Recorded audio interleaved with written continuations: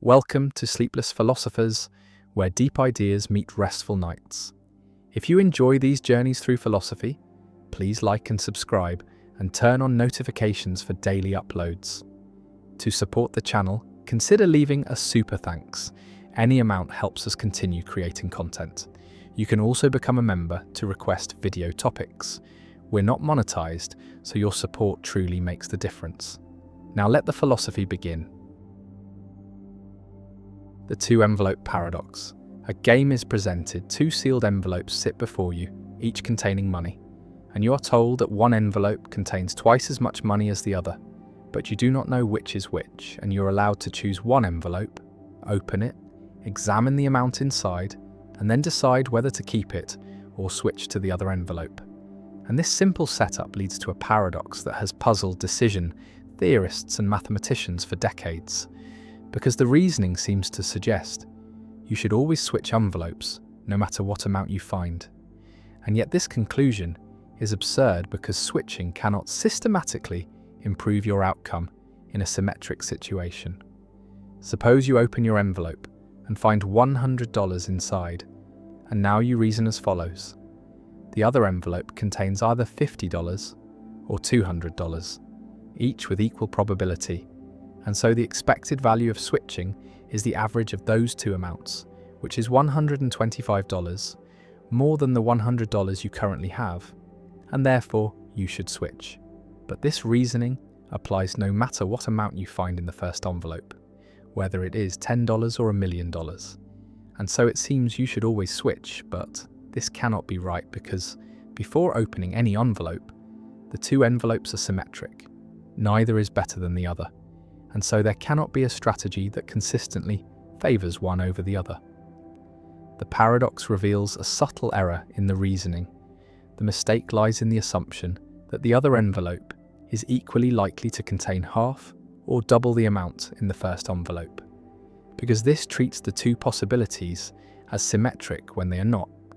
If the two envelope amounts were determined in advance, say $50 and $100, then finding $100 in the first envelope tells you with certainty that the other contains 50, not that it might contain 200, and the probability calculation breaks down because it fails to account for the constraints imposed by the setup.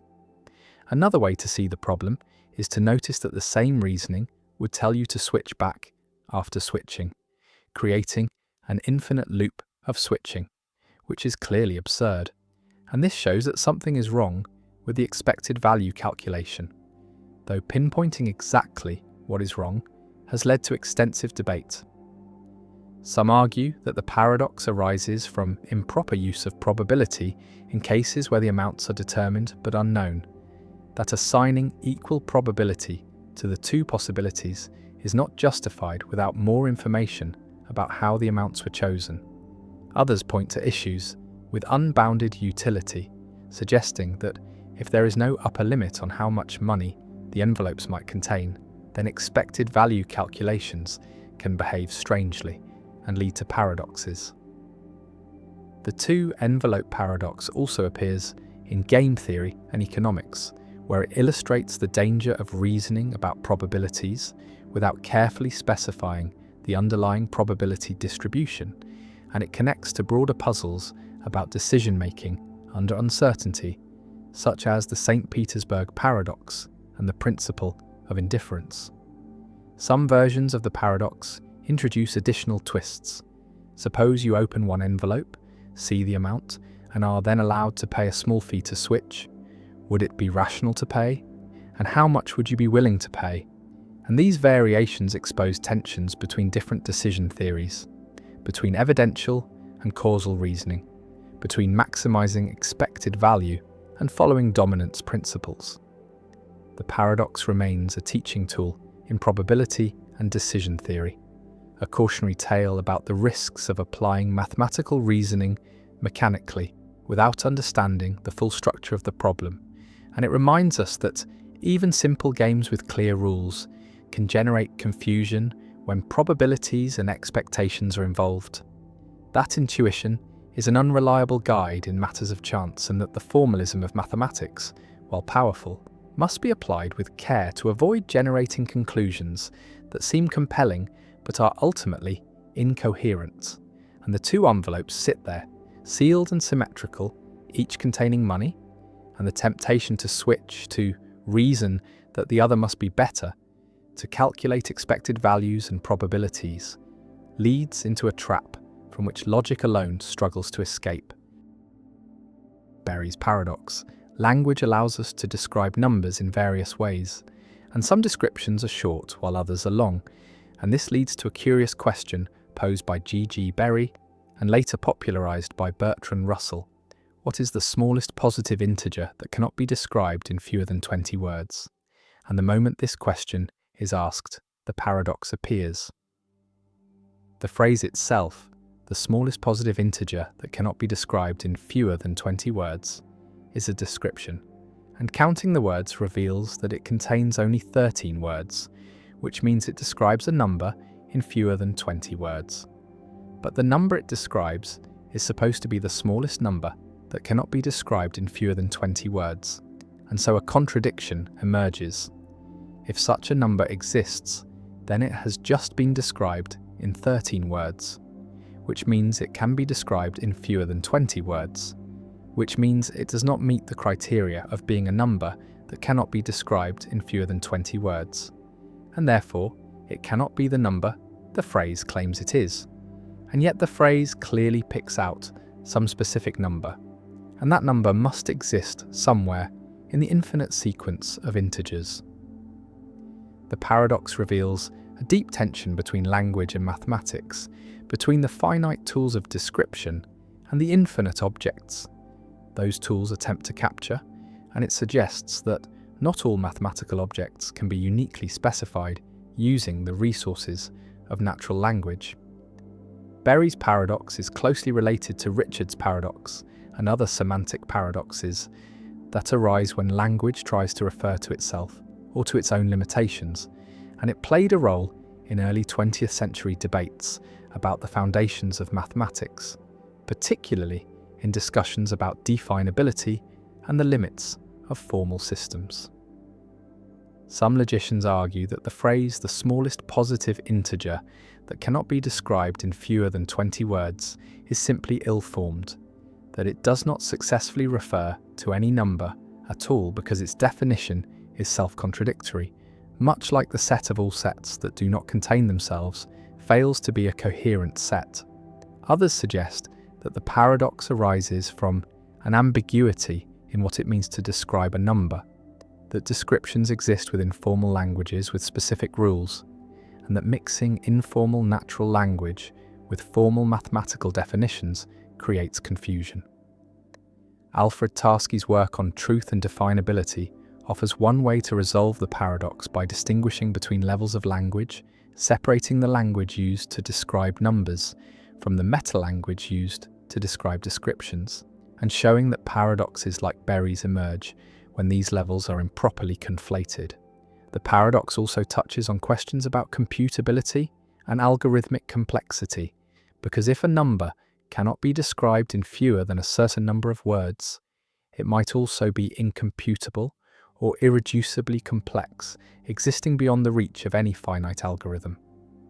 Berry's paradox lingers as a reminder that language, for all its power, is not unlimited, that there are numbers and truths that slip through the gaps in description, that the map is not the territory and can never fully be, and that even something as seemingly concrete as a positive integer can become strange and elusive when definitions turn inward and try to grasp themselves.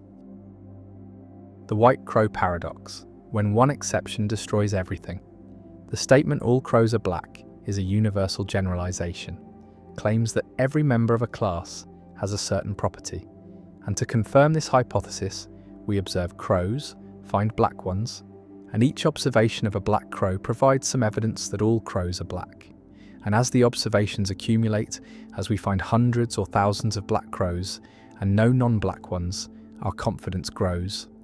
The hypothesis seems increasingly well supported, and this is standard inductive reasoning, generalizing from observed to unobserved cases, and yet there is an asymmetry, a striking difference between confirmation and refutation, because while confirming a universal generalization requires many observations, observing instance after instance, refuting it requires only one, requires finding a single counterexample, a single white crow, and this one observation destroys the hypothesis completely, shows definitively that not all crows are black, and this asymmetry between confirmation and refutation is sometimes called the white crow paradox, or the black swan problem, named for the discovery of black swans in Australia, which refuted the European belief that all swans are white, and the paradox highlights the logical asymmetry between universal and existential claims, between all and some, and raises questions about the rationality of holding universal beliefs based on limited evidence.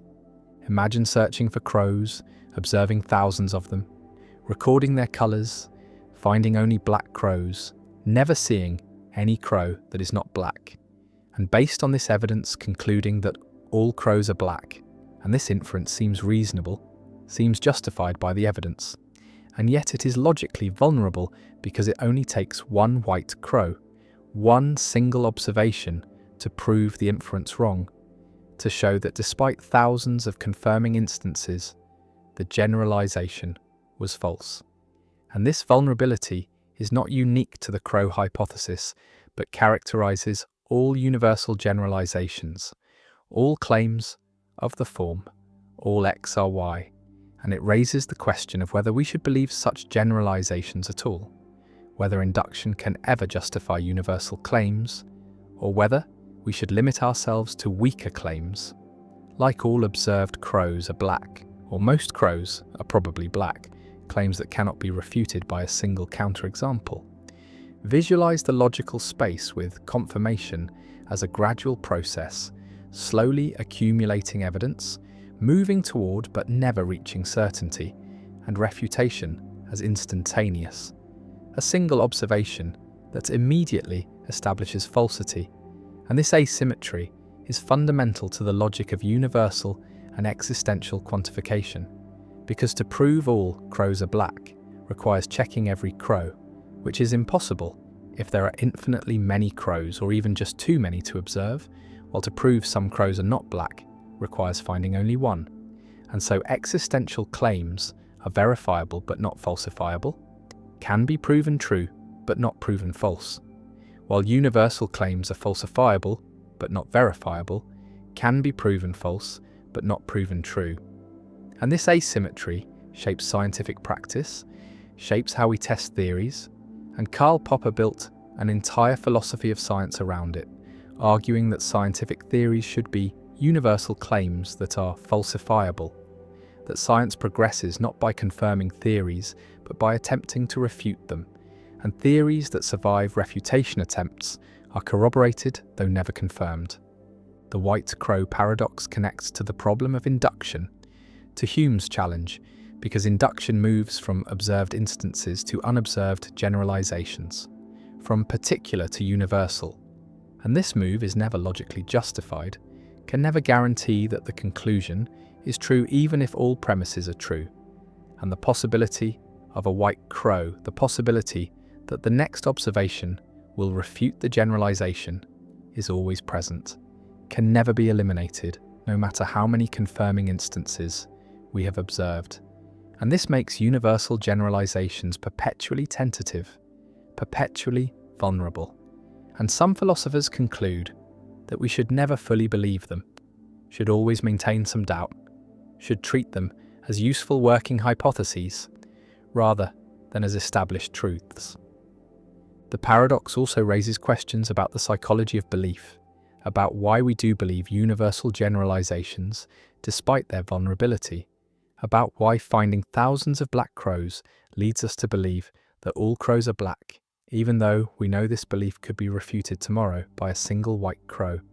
And the answer involves practical reasoning, involves the need to act and make decisions based on limited information, involves the fact that treating all crows as black, until proven otherwise, is useful, allows us to make predictions and navigate the world, and the cost of being wrong, of encountering a white crow, is usually low.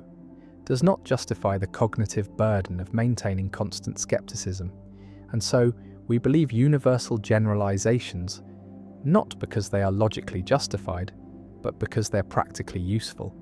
Because acting as if they are true works well enough most of the time. The asymmetry between confirmation and refutation has been used to argue for various methodological principles. Popper's falsificationism says scientists should focus on trying to refute theories rather than trying to confirm them, should design crucial experiments that could show theories wrong, should prefer theories that make bold predictions that could easily be falsified. And this methodology treats the asymmetry as central, builds scientific method around the ease of refutation compared to the difficulty of confirmation. Though critics argue that Popper's philosophy does not match actual scientific practice, that scientists do seek confirming evidence, do not merely attempt refutation, and that confirmation and refutation both play roles in science, are complementary rather than opposed. The white crow appears rare and shocking, and the hypothesis that all crows are black crumbles instantly. Years of observations rendered irrelevant by a single exception, and this dramatic reversal, this sudden collapse of belief, illustrates the fragility of universal generalizations, the precariousness of inductive inference, and the paradox is not that refutation is easy, but that we believe universal generalizations at all given how easily they can be refuted, given that we can never observe all instances, given that the next observation might always be the white crow that destroys our confidence. And yet we do believe, we do generalize, we do infer from observed to unobserved, because we must. Because thinking and acting require going beyond immediate experience, require making assumptions about regularity, about patterns continuing, about the unobserved resembling the observed, and the white crow paradox stands as a reminder that these assumptions are always vulnerable, always tentative, always subject to refutation by new evidence, and that science progresses not by establishing certainties but by proposing hypotheses that survive testing, that withstand attempts at refutation, that continue to work until they do not, and the search for white crows continues. The search for exceptions, for counterexamples, for anomalies that challenge generalizations, because finding them is how we learn, how we improve theories, how we discover that what we thought was universal is merely local, that what we thought was necessary is merely contingent, and the white crow paradox endures as a lesson about the limits of induction, about the asymmetry between proof and disproof, and about the tentative nature of all empirical knowledge. Bradley's regress, why relations cannot connect anything. A philosopher named F.H. Bradley examines how relations work, examines how objects stand in relations to each other, how one thing is connected to another through relations like larger than, or next to, or causes, and Bradley discovers a problem, a regress that shows relations cannot do the work they are supposed to do, cannot actually connect objects. And the regress goes as follows. Suppose object A is related to object B by relation R, and now ask what connects A to R, what relates the object to the relation, and there must be another relation, call it R prime, that connects A to R, and now what connects A to R prime? There must be another relation R double prime, and the regress continues infinitely. Infinite relations needed to connect A to B through R, and the regress is vicious because each relation requires further relations to do its connecting work, and the connection never grounds, never actually occurs, and so relations do not relate, do not connect objects. And if relations cannot connect, then reality is not structured by relations, is not composed of objects standing in relations. And this is Bradley's regress, an argument against the reality of relations, an argument that shows relations are impossible, are self-defeating, and Bradley concludes that relations are unreal, are appearances rather than genuine features of reality. An ultimate reality is an undifferentiated whole, the absolute, where all apparent multiplicity and relationality dissolve into unity. Imagine two objects, a red ball and a blue ball, and the relation larger than connecting them. The red ball is larger than the blue ball, and ask how this relation connects the balls. How larger than relates the red ball to the blue ball, and there must be something that connects the red ball to the relation larger than, another relation R1, and something that connects R1 to the red ball, another relation R2. And infinite relations are needed, each requiring another relation to connect it, and the larger than relation never actually connects the balls, because the connection requires infinite intermediaries, infinite relations, and the regress shows that positing relations does not explain connection, does not explain how objects stand in relations, only pushes the question back infinitely. Bradley's regress challenges the common sense view that reality consists of objects and relations, challenges the idea that the world has relational structure, that things stand in relations to each other, and if Bradley is right, then relations are impossible, are not genuine features of reality, and the world does not have the structure we think it has, is not composed of separate objects standing in relations, but is somehow unified, is an undifferentiated whole, where separation and relation are illusions generated by thought. And this radical monism, this view that reality is one, follows from taking the regress seriously, from accepting that relations cannot relate and therefore do not exist. Visualize the regress as an infinite chain.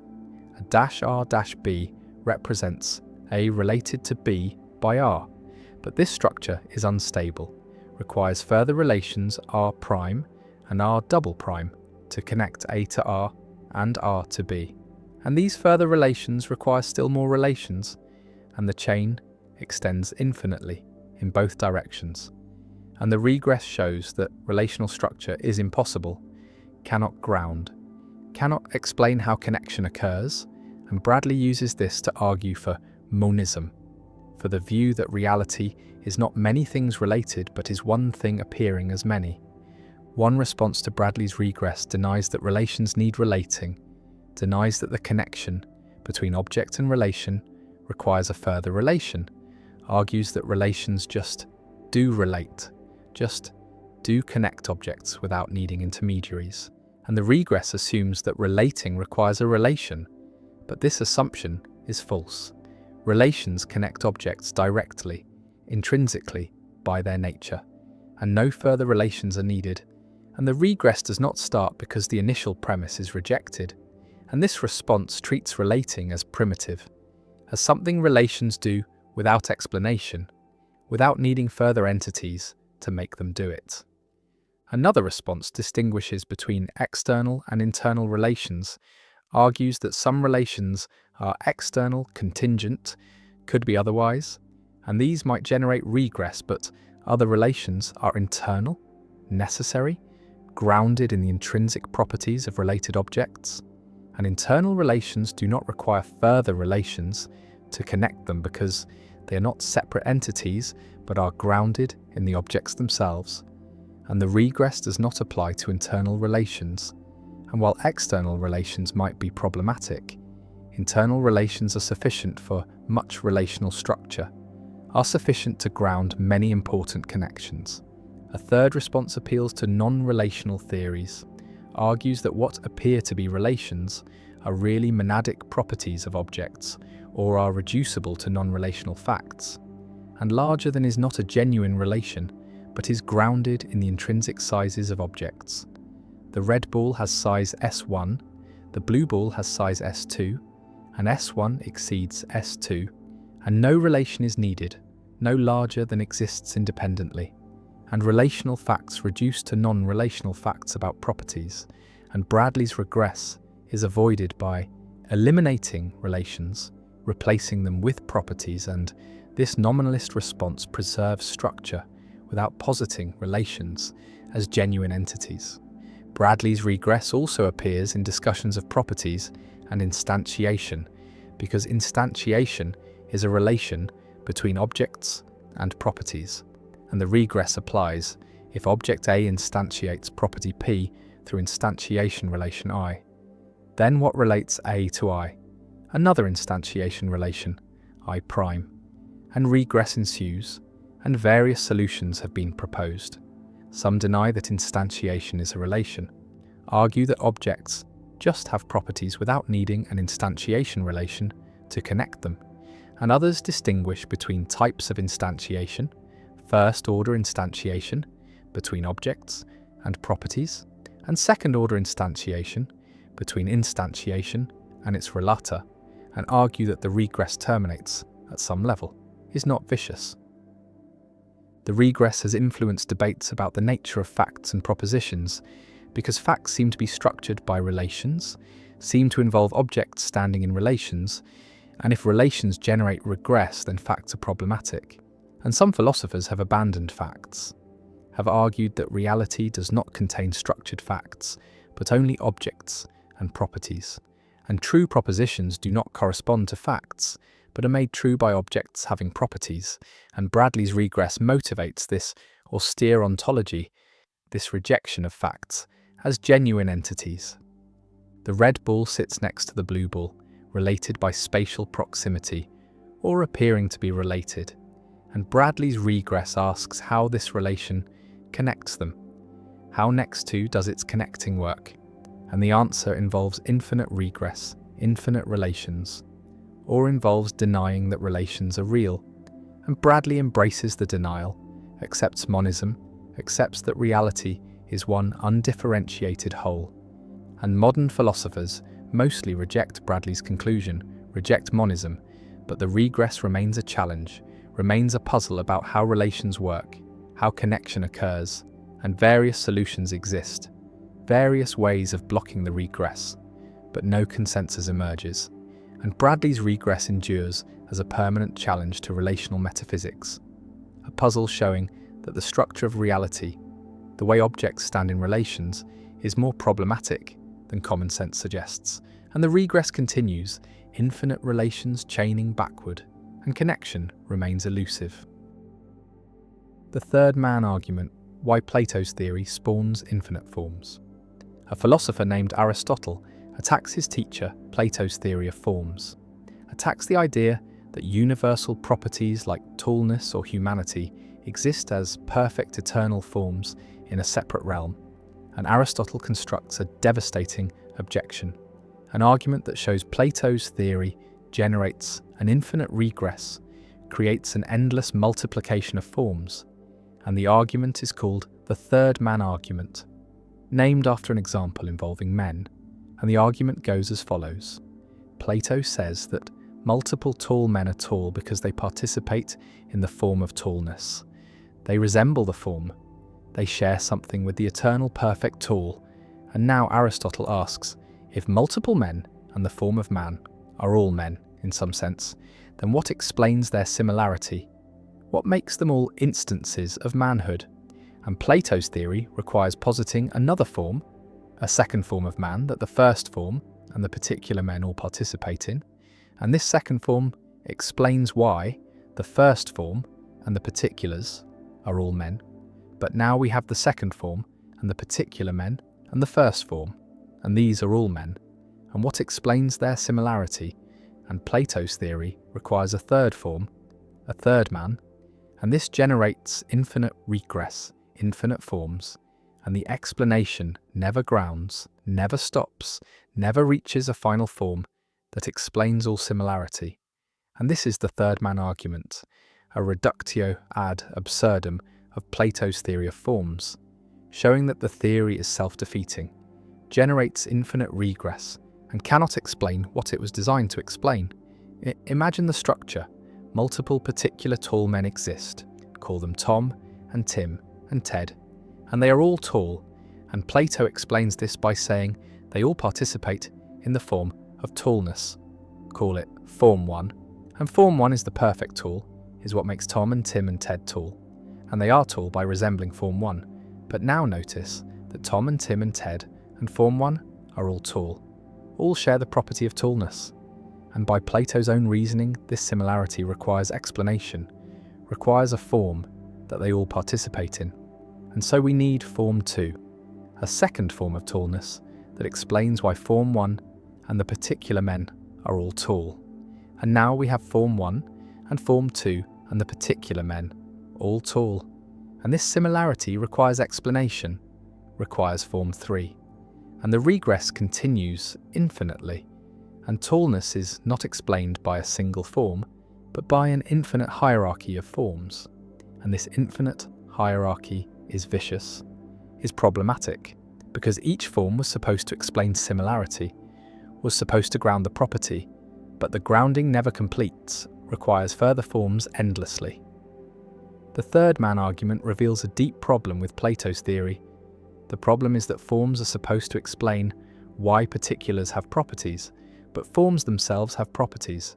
The form of tallness is tall, the form of beauty is beautiful. And if forms have the properties they explain, then they fall under their own domain, are subject to the same explanation they provide. And this creates regress, creates the need for higher order forms. And the regress is vicious because it undermines the explanatory role of forms, shows that forms do not actually explain anything, do not provide ultimate ground, and Aristotle uses this argument to reject Plato's separate forms, to argue that forms must exist in particulars, not in a separate realm, and that resemblance is primitive, not explained by participation in forms. Visualize the regress as a ladder. At the bottom are particular tall men. At the next rung is form 1 that explains their tallness. At the next rung is form 2 that explains why form 1 and the men are all tall. At the next rung is form 3, and the ladder extends infinitely upward, never reaching a final rung, never grounding the explanation. And climbing the ladder does not bring us closer to understanding tallness, only pushes the question higher. And the third man argument shows that Plato's theory is a ladder to nowhere, is an explanatory structure that generates infinite regress rather than providing genuine explanation. One response to the third man argument, a response Plato himself may have considered, denies that forms have the properties they explain, denies that the form of tallness is itself tall, argues that forms are paradigms, are perfect standards, but do not instantiate the properties they ground. And the form of tallness is not tall, but is what tallness is the nature of tallness. And particulars are tall by resembling the form, but the form does not resemble itself, does not participate in itself. And this blocks the regress because there is no need to explain why the form and the particulars are both tall. The form is not tall, and only particulars are tall, and the regress does not start. And this response requires distinguishing between being a property and instantiating a property, requires that forms be properties without having properties. And this is metaphysically subtle, requires careful formulation. Another response accepts that forms instantiate themselves, accepts that the form of tallness is tall, but denies that this requires further explanation, denies that the form and particulars being tall needs to be explained by a higher form, argues that the form is self-explanatory, is the ground of tallness, and the fact that the form is tall is not a further fact requiring explanation, but is constitutive of what the form is, and this response blocks the regress by denying the premise that all similarity requires explanation, allows that some similarity is primitive, is not explained by further forms, and the form of tallness being tall is primitive, grounds other tallness, but does not itself need grounding. A third response from Aristotle's own position rejects Plato's separate forms entirely, argues that universals exist in particulars not in a separate realm, and tallness exists in tall men, is immanent, not transcendent. And this avoids the third man regress because there is no separate form that is itself tall. Forms are not separate entities but are aspects of particulars, and the regress does not arise because there is no form that shares the property with particulars. And Aristotle's immanent realism avoids the third man argument by changing the metaphysical location of universals, putting them in the world rather than in a separate realm. The third man argument has influenced debates about universals throughout history, has been revived and refined, has been applied to various theories of properties, and the argument shows that any theory that posits entities to explain resemblance must be careful not to make those entities instances of what they explain, must avoid the structure that generates regress, and modern theories of properties, trope theories, and resemblance nominalism and immanent realism all have been shaped by the need to avoid the third-man regress. All have been designed to explain properties without generating infinite hierarchies. The argument also appears in discussions of sets and classes, because Russell's paradox is structurally similar, asks whether the set of all sets that do not contain themselves contains itself, and generates contradiction, and avoiding Russell's paradox requires type theory or other restrictions that prevent sets from being members of themselves, and these restrictions are analogous to the restrictions needed to avoid the third-man argument, are ways of preventing entities from falling under their own domain, and both paradoxes show that self-reference creates problems, creates regress or contradiction, and metaphysical theories must be structured to avoid self-application. Plato's forms stand in the realm of perfect ideas, tall and beautiful and just, and the particular men stand in the physical world, tall by participation in forms, and the third man appears. The need for a second form to explain why the first form and the men are similar, and then the fourth man, the fifth, infinite, regress, and Aristotle's argument stands, devastating and elegant, showing that Plato's theory contains internal incoherence, generates infinite regress, and cannot provide the explanation it promises.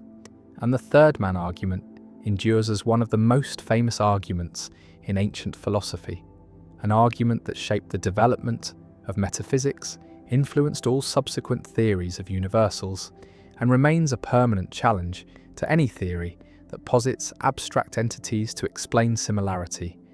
And the third man waits, hovering above the first and second, and the regress continues, and Plato's theory falters, and the argument persists.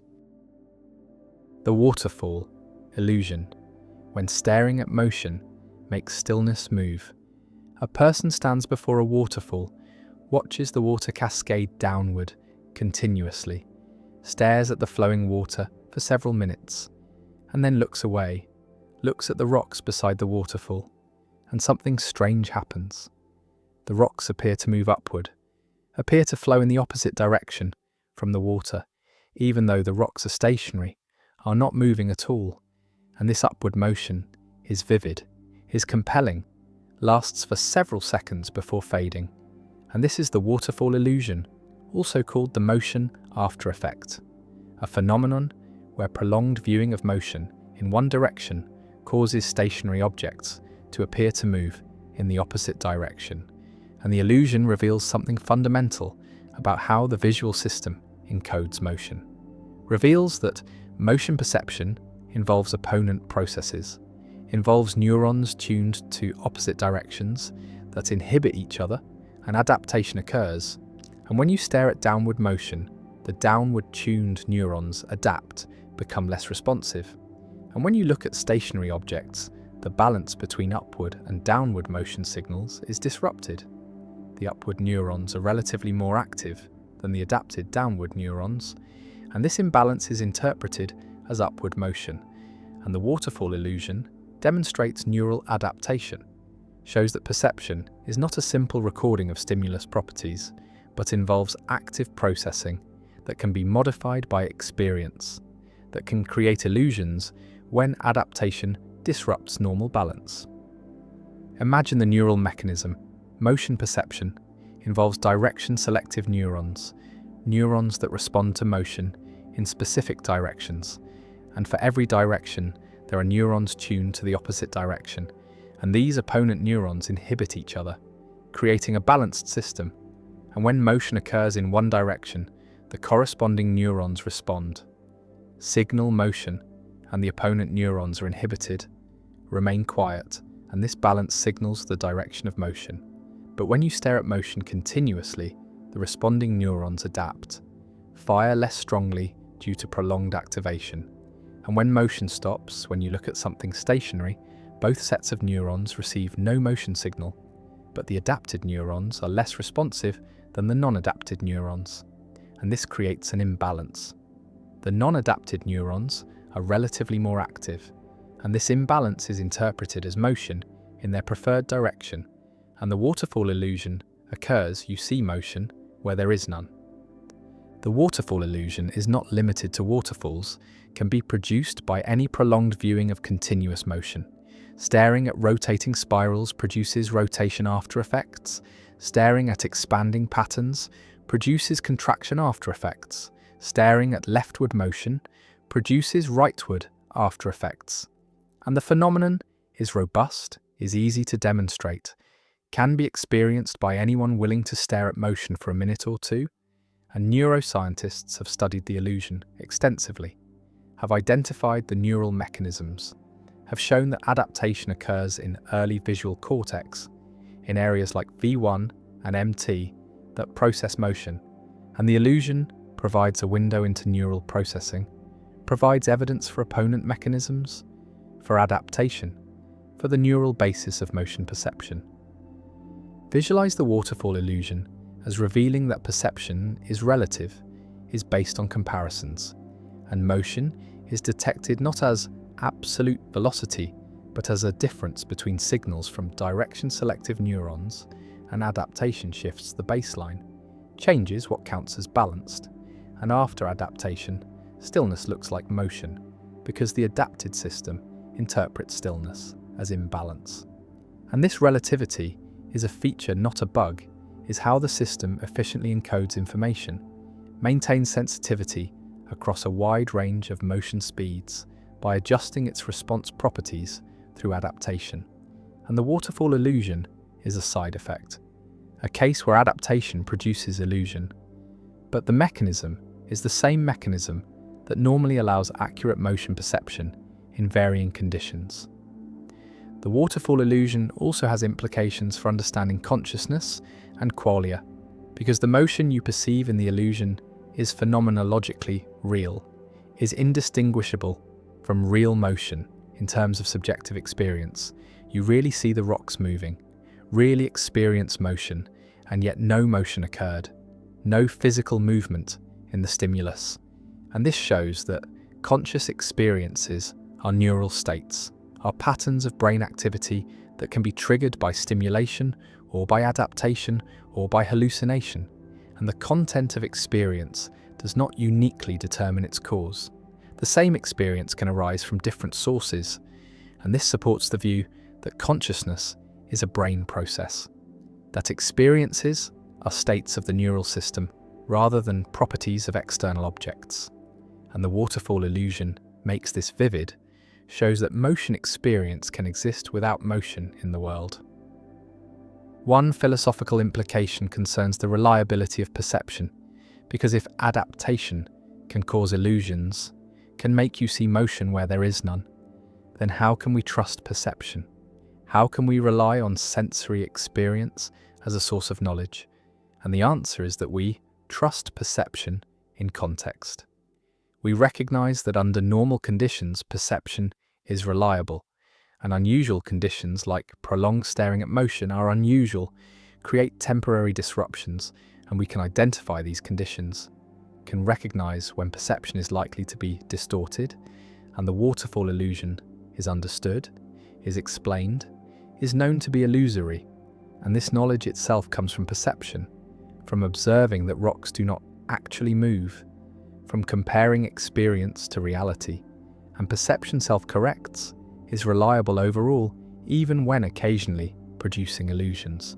The waterfall illusion also connects to theories of neural coding, to understanding how the brain represents information, and the opponent process mechanism revealed by the illusion is found throughout sensory systems, in color vision, where opponent red, green, and blue-yellow mechanisms exist, in vestibular systems that signal head rotation through opponent mechanisms, and opponent coding is an efficient way to represent bipolar dimensions, dimensions that vary between opposite extremes, and motion direction is such a dimension, varies from leftward to rightward, or upward to downward, and using opponent neurons allows the system to signal direction efficiently, and adaptation is a natural consequence of this coding scheme. is how the system maintains sensitivity and adjusts to prevailing conditions. Another implication concerns the time course of perception, because the waterfall illusion has a specific temporal profile, lasts for several seconds after adaptation, and then fades, and this fading reflects recovery from adaptation, reflects the adapted neurons returning to their baseline responsiveness. And the time course reveals the dynamics of neural adaptation, reveals how quickly neurons adapt and how quickly they recover. And studying the waterfall illusion has provided quantitative data on adaptation rates, on recovery times, on the relationship between adaptation duration and after-effect strength. And this data constrains models of visual processing, provides benchmarks that models must match. The person stands beside the waterfall, looks away at the cliff face, and the rocks rise, flow upward in apparent motion. And nothing moves, but the person's perception moves. Reflects the adapted state of motion detectors, reflects the neural imbalance created by prolonged viewing of downward flow. And the illusion fades, and the rocks become still, and adaptation recovers, and balance is restored. And the waterfall illusion remains one of the most famous demonstrations in perceptual psychology, a phenomenon that reveals neural mechanisms, that shows adaptation, that illustrates opponent processes, that demonstrates the constructed nature of motion perception. And the illusion endures, simple to produce, robust in effect, profound in implication, showing that perception is not passive reception, but is active processing, is a system that adapts, that responds to its history, that can be fooled, but that normally works accurately. And the waterfall flows, and the rocks appear to rise, and the brain reveals its mechanisms through this beautiful, compelling illusion. The twin paradox: why space travel keeps you young. Two twins stand together on Earth, both 20 years old, identical in age and appearance, and one twin boards a spaceship that accelerates to nearly the speed of light, travels to a distant star, turns around and returns to Earth, while the other twin stays home. And when the travelling twin steps off the spaceship, expecting to greet their sibling who is the same age, they discover something shocking. The twin who stayed on Earth has aged 40 years and is now 60 years old, while the travelling twin has aged only 10 years and is now 30. And this asymmetric aging is not science fiction, but a genuine prediction of Einstein's special relativity, confirmed by countless experiments with atomic clocks and particle accelerators. And yet it seems paradoxical, because relativity also says that motion is relative, that there is no absolute reference frame, that the travelling twin could equally well say they were at rest while Earth moved away and then returned, and by this reasoning the earthbound twin should be younger, and so both twins should expect the other to be younger. And this contradictory expectation is the twin paradox, a puzzle that has generated confusion and debate since Einstein first proposed special relativity in 1905. Imagine watching the travelling twins' journey from Earth. You see the spaceship accelerate to 80% of light speed, and time dilation occurs. A clock on the spaceship runs slower than clocks on Earth, ticking at 60% of the normal rate. And this is not an illusion or a trick of observation, but a genuine physical effect. Time itself passes more slowly for objects in motion, and so during the 10 years of ship time that the travelling twin experiences, 16 years pass on Earth, and when the ship turns around and returns, another 16 years pass on Earth, while only another 10 years pass on the ship. And the total is 40 years on Earth and 20 years on the ship. And the asymmetry is real. The travelling twin really has aged less. Their biological processes ran slower, their heartbeats were slower, their thoughts were slower. Everything about them unfolded in slow motion from Earth's perspective, though from their own perspective, nothing felt different. Time seemed to pass normally, but less of it passed. Now consider the situation from the travelling twins' perspective, and here is where the paradox seems to bite. Because from the ship's viewpoint, Earth is the object in motion. Earth accelerates away, then turns around and comes back, and by the symmetry of relativity, the travelling twin might expect Earth clocks to run slower, might expect the Earthbound twin to age less, and yet the prediction is the opposite, and the resolution is that the situation is not actually symmetric.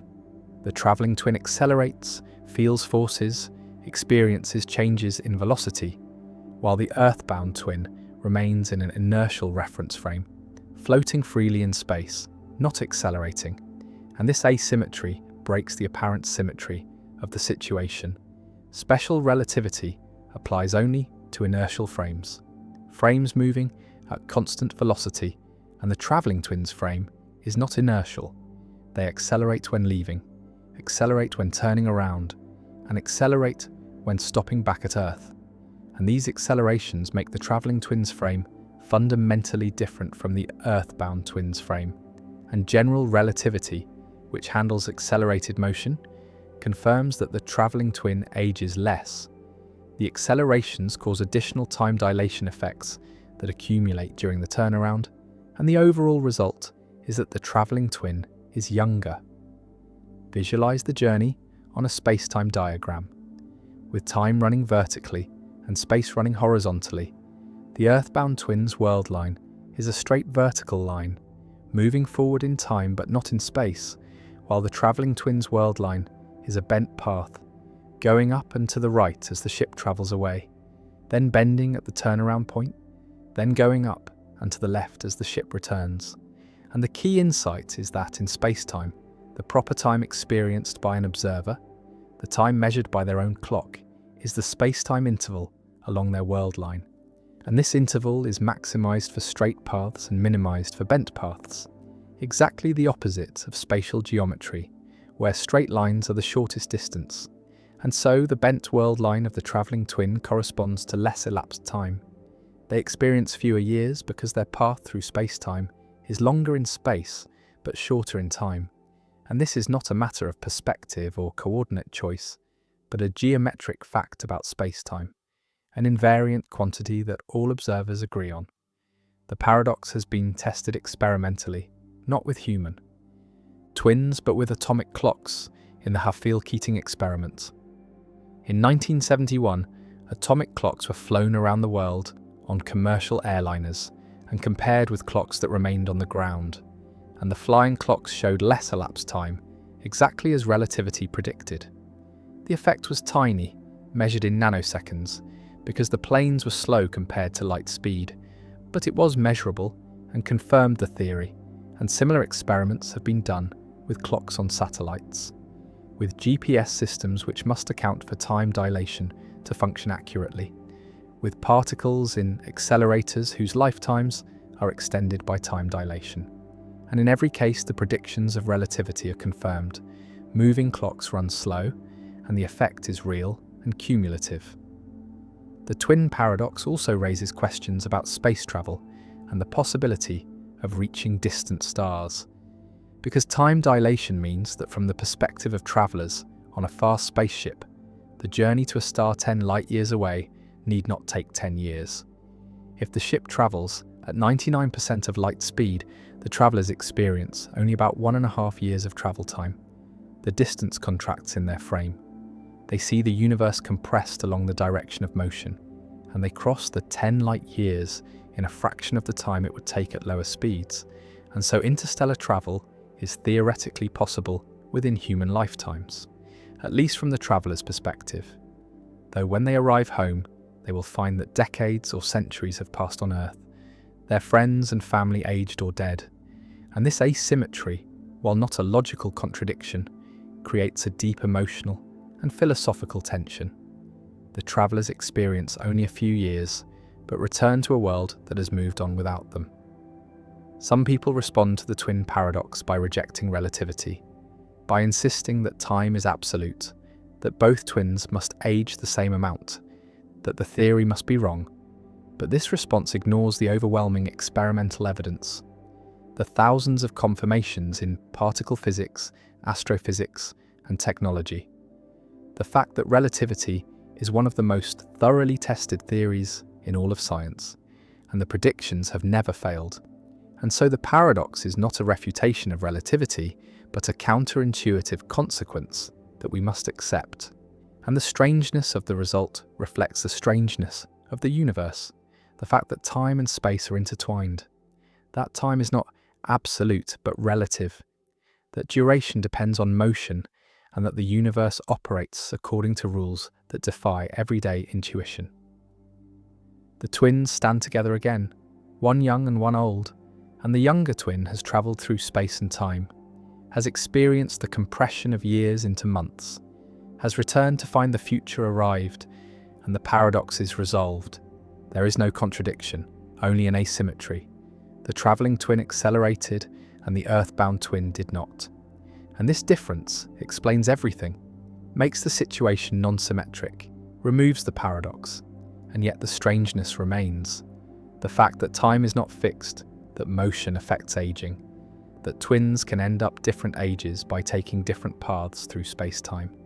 And the twin paradox endures as a teaching tool, as an illustration of relativity's most counterintuitive predictions, as a thought experiment that has become reality through atomic clocks and particle decays, and as a reminder that the universe is stranger than common sense suggests, that time is not what we thought it was, and that the path you take through space-time determines how much time you experience, how much you age, how much life you live. And the travelling twin, younger by decades, stands as proof that Einstein was right, that time dilation is real, and that space travel, if we ever achieve the speeds required, will make astronauts into time travellers, moving forward into Earth's future while aging only slightly themselves. And the paradox, resolved but never fully domesticated, remains a monument to the weirdness of relativity and the malleability of time. The trolley problem: would you kill one person to save 5? A runaway trolley speeds down a track, out of control, and ahead on the track 5 people are tied up, unable to move, unaware of the approaching danger, and the trolley will kill them all unless something is done. And you stand next to a lever that controls a switch, and if you pull the lever, the trolley will be diverted onto a side track, and on that side track, 1 person is tied up, and pulling the lever will save the 5 people, but will kill the 1 person, and you have seconds to decide. And the question is asked: should you pull the lever? Should you actively cause 1 person's death to prevent 5 deaths? And this is the trolley problem, a thought experiment in ethics first formulated by philosopher Philippa Foot in 1967 and later refined by Judith Jarvis Thomson. And the problem has generated endless debate about the nature of moral responsibility, about the difference between killing and letting die, about whether the consequences of an action are all that matter or whether the act itself has moral significance, independent of outcomes. Visualize the scenario: the track stretches ahead, the 5 people bound and helpless, the trolley barreling toward them, unstoppable, and you at the switch, hand on the lever, and time slows as you deliberate. If you do nothing, 5 people die. If you pull the lever, 1 person dies, and the arithmetic seems simple. 5 is greater than 1. Saving 5 lives at the cost of 1 is a net gain. And by this consequentialist reasoning, you should pull the lever. You should minimize harm, maximize lives saved.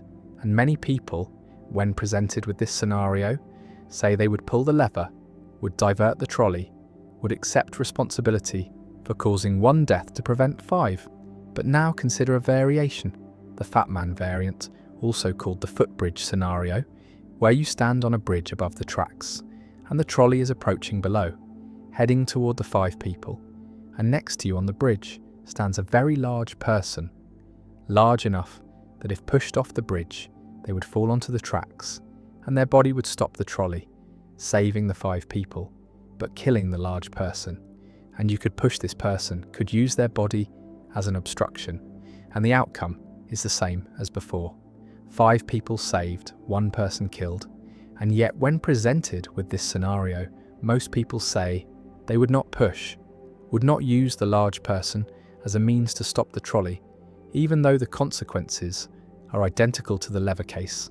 5 saved, 1 killed, and this asymmetry, This difference in moral intuition between the two cases despite the same outcome is what makes the trolley problem so philosophically interesting. It reveals that our moral judgments are not based purely on consequences, not purely on maximizing lives saved, but also on how those lives are saved, on whether the harm is direct or indirect, on whether someone is used as a means or merely affected as a side effect. The distinction involves the doctrine of double effect, a principle in ethics that says there is a moral difference between intending harm as a means to an end versus foreseeing harm as an unintended side effect. In the lever case, pulling the lever is intended to divert the trolley, and the death of the one person is a foreseen but unintended side effect. The one person dies because they happen to be on the diverted track, but their death is not the means by which the five are saved. The means is the diversion itself, whereas in the Fat Man case, pushing the person is intended precisely to use their body to stop the trolley. Their death is the means by which the five are saved, and this makes the act feel more like murder, more like using a person as a tool. And the doctrine of double effect says that intending harm as a means is morally worse than foreseeing harm as a side effect, even if the outcomes are identical. Critics argue that this distinction is spurious, that consequences are what matter, that if 5 lives are saved and 1 life is lost, the moral calculus is the same, regardless of how the result is achieved, and utilitarians, who judge actions by their consequences, say that both pulling the lever and pushing the large person are morally required if they maximize overall welfare, and any moral theory that forbids saving 5 lives to avoid directly causing 1 death is absurd, is giving too much weight to squeamishness or moral intuitions that evolved in contexts very different from modern ethical dilemmas. But defenders of deontological ethics, ethics based on duties and rules rather than consequences, argue that people have rights, that using someone as a means without their consent violates their dignity, that not all ways of achieving good outcomes are permissible, and that the Fat Man case is wrong precisely because it treats the large person as a mere tool, as an object to be sacrificed for the greater good. And this violates the Kantian principle that people are ends in themselves, never merely means. The trolley problem also raises questions about moral responsibility and causation, because in the lever case, you cause the death of the one person by pulling the lever, you redirect the trolley, but in the do-nothing case, you do not cause the death of the 5 people. The trolley causes their deaths, and you merely fail to prevent it. And some moral theories distinguish between killing and letting die, between acts and omissions, and say that killing is worse than letting die, that actively causing harm carries more moral weight than passively allowing harm. And by this reasoning, pulling the lever might be wrong because it involves killing, whereas doing nothing involves only letting die. But this asymmetry is controversial. Many philosophers argue that there is no deep moral difference between killing and letting die, that if you can prevent 5 deaths at the cost of 1 death, you should do so, regardless of whether the mechanism involves action or inaction. Visualize standing at the lever, frozen by indecision, the trolley approaching, the seconds ticking away, and your mind races through arguments, through principles, through gut reactions, and different moral frameworks give different answers. Consequentialism says pull, deontology says maybe not. Virtue ethics asks what a virtuous person would do, and the answer is not obvious, depends on which virtues are relevant: courage, compassion, respect for autonomy, and the problem reveals that our moral intuitions are not consistent, not unified by a single principle, but are a patchwork of different considerations, different values that sometimes conflict. And in hard cases like the trolley problem, these conflicts become explicit, become impossible to ignore, and we must choose which principle to prioritize, which value to uphold. And there is no algorithm, no formula that tells us the right answer, only judgment, only the difficult work of weighing competing considerations and making a choice we can live with. The trolley problem has been studied empirically. Psychologists have presented it to thousands of subjects, measuring their responses, looking for patterns, and the results confirm that most people distinguish between the lever and the fat man cases. Most would pull the lever, but not push the fat man. And brain imaging studies suggest that different parts of the brain are involved.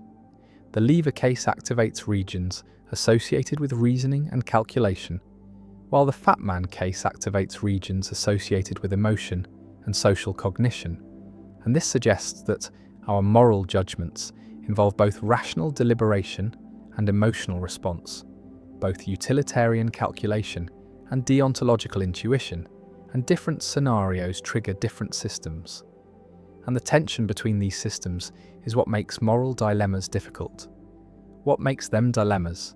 Cases where no answer satisfies all our moral intuitions, where any choice involves sacrifice, involves accepting consequences or violating principles, and the trolley problem, artificial as it is, captures this structure, this irreducible difficulty that characterizes real moral life. The trolley speeds on, the people lie helpless, the lever waits, and the choice must be made, pull or don't pull, act or refrain, and the problem offers no comfort, no easy answer, only the recognition that morality is hard, that lives are at stake, that our choices matter, and that sometimes there is no right answer, only answers that feel less wrong. And the trolley problem endures, not because it resembles real dilemmas we face, but because it distills the structure of moral conflict, because it forces explicit the trade-offs we usually avoid, and because it reminds us that ethics is not a set of rules to be followed mechanically, but a practice requiring judgment, requiring courage, requiring the willingness to make difficult choices and accept responsibility for their consequences. And the trolley rolls, and the lever waits, and the question persists. The tragedy of the commons: why shared resources destroy themselves. A village shares a common pasture, open to all herders, and each herder can graze their animals freely, can use the resource without restriction, and each herder reasons individually, calculates privately that adding one more animal to their herd brings them full benefit, brings them more milk and meat and wealth, while the cost of overgrazing is shared among all herders, is distributed across the community, and so each herder gains fully from expansion but pays only a fraction of the cost. And this asymmetry, this structure of incentives, drives each rational herder to add more animals, to maximize their individual benefit. And every herder reasons this way. Every herder expands their herd, and the commons becomes overgrazed, becomes depleted, becomes destroyed. And what was a productive shared resource becomes barren, becomes useless to everyone. And this is the tragedy of the commons, described by Garrett Hardin in 1968. A pattern where individually rational decisions lead to collective disaster, where the pursuit of self-interest in using shared resources results in the destruction of those resources. And the tragedy applies not just to grazing pastures, but to fisheries that are overfished, to aquifers that are depleted, to atmospheres that are polluted, to any shared resource where individual benefits are private but costs are collective. And the tragedy reveals a fundamental problem in resource management, shows that voluntary restraint is insufficient, shows that without collective governance, shared resources tend toward destruction, and solving the tragedy requires institutions, requires mechanisms that align individual incentives with collective sustainability. Imagine the herder's calculation more precisely. The commons can sustain a certain number of animals, and beyond that capacity, the pasture degrades, produces less grass, supports fewer animals, and when operating below capacity, each additional animal brings net benefit to its owner without significant cost to others. But when operating at or above capacity, each additional animal brings benefit to its owner while imposing costs on all herders through degradation. And the individual herder receives the full benefit, receives all the milk and meat from their additional animal, but pays only their proportional share of the degradation cost. And if there are 10 herders, then each pays 1/10 of the degradation cost, And so the individual benefit exceeds the individual cost, even when the collective cost exceeds the collective benefit. And this creates the incentive structure that drives the tragedy, that makes it individually rational to add animals even when doing so harms the collective. And every herder faces this incentive. Every herder adds animals, and the commons collapses under the weight of rational individual decisions. The tragedy of the commons demonstrates the difference between individual and collective rationality, shows that actions can be rational from an individual perspective, while being disastrous from a collective perspective. And this divergence is the core of the tragedy, is what makes the situation tragic rather than merely unfortunate. And the tragedy is not caused by irrationality or malice, but by rational pursuit of self-interest, in a context where individual and collective interests misalign. And Hardin's insight was that this misalignment is structural, is inherent in the nature of common pool resources, and cannot be solved by appeals to conscience or voluntary restraint, because any individual who restrains themselves while others do not simply sacrifices their own benefit without saving the commons. And this creates a race to the bottom, creates pressure to exploit resources before others do, and the tragedy unfolds inevitably unless institutions intervene. Visualize the tragedy as a multiplayer prisoner's dilemma, where each individual faces the choice between restraint, limiting their use of the commons for collective benefit, or exploitation, maximizing their individual use at collective cost. And exploitation dominates restraint, because regardless of what others do, you are better off exploiting. If others restrain themselves, you benefit from the preserved commons while taking more than your share. And if others exploit, then the commons is doomed anyway, and restraint only makes you worse off relative to others. And so everyone exploits. Everyone takes more than sustainable, and the commons is destroyed. And this structure shows that the tragedy is a coordination problem, is a failure to achieve collective action, and solving it requires changing the incentive structure, requires making restraint individually rational. And this can be achieved through various mechanisms, through private property that internalizes costs, through regulation that enforces limits, through community management that creates monitoring and sanctions, through taxation that makes exploitation costly. One response to the tragedy is privatization, converting commons into private property, assigning ownership to individuals who then bear the full costs and benefits of their decisions. And private owners have incentive to manage sustainably, because degradation reduces the value of their property. And this aligns individual and collective interests, makes conservation individually rational. And historical examples exist of commons being enclosed, being divided into private parcels. And while enclosure solves the tragedy, it raises questions of justice, of how property is assigned, of what happens to those who lose access. And privatization is not always feasible, is not appropriate for all resources, and some commons, like the atmosphere or the ocean, cannot be easily privatized, cannot be divided into individual holdings, and alternative solutions are needed. Another response is regulation, government intervention that imposes limits on use, that enforces sustainable practices through monitoring and penalties. And regulation can solve the tragedy by making exploitation illegal, by removing the incentive to overuse, and examples include fishing quotas, emission limits, grazing restrictions, and regulations can be effective when enforcement is strong, when violations are detected and punished. But regulation faces challenges, requires accurate information about sustainable use levels, requires political will to enforce, requires resistance to lobbying from those who benefit from exploitation, and regulations can be captured, can be weakened or undermined, and the tragedy can re-emerge if enforcement fails.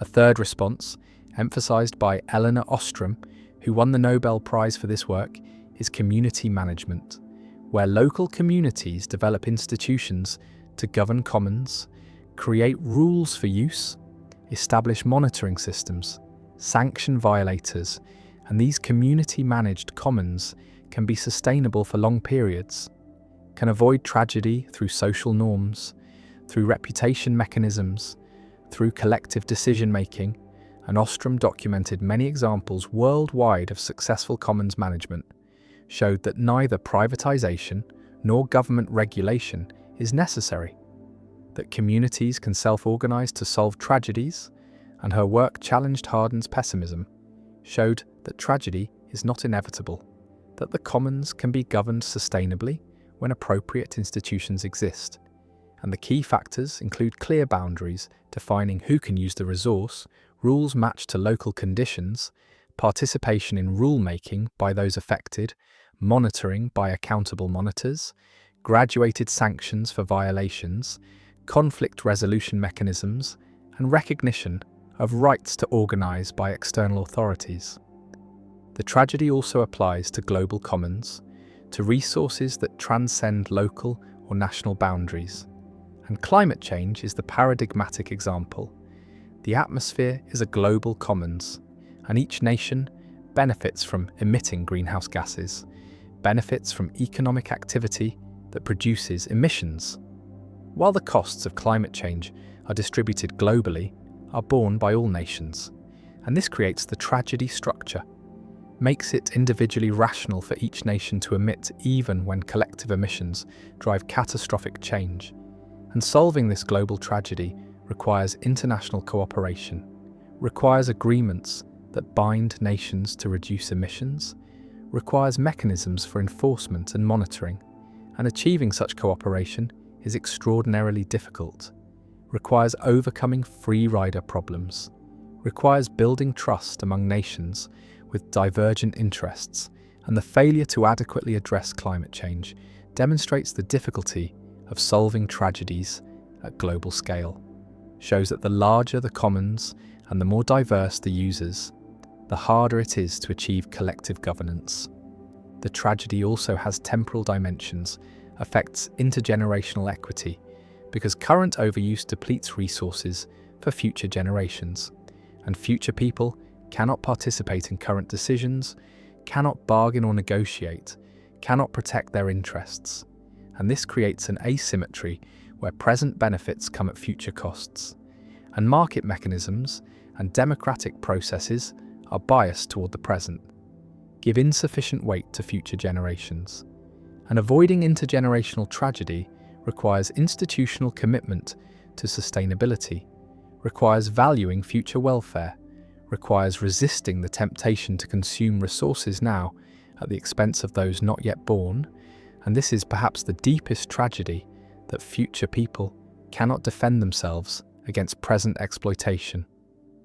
The commons continues to degrade, the herders continue to add animals, the pasture becomes barren, and the tragedy unfolds, driven by rational individual decisions, driven by the misalignment of individual and collective interests, and every herder suffers, loses their livelihood, destroys what sustained them, and the tragedy remains one of the most important concepts in environmental and resource economics, remains a framework for understanding why shared resources are vulnerable, why voluntary restraint is insufficient, why institutions matter, and the tragedy applies to fisheries emptied, to aquifers drained, to forests cleared, to atmospheres polluted, and avoiding tragedy requires collective action, requires governance that aligns incentives, requires institutions that make sustainability individually rational.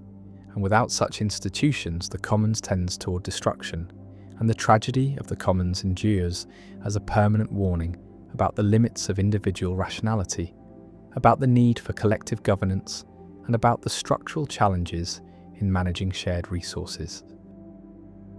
The transfer principle. Paradox when powerlessness spreads like a virus.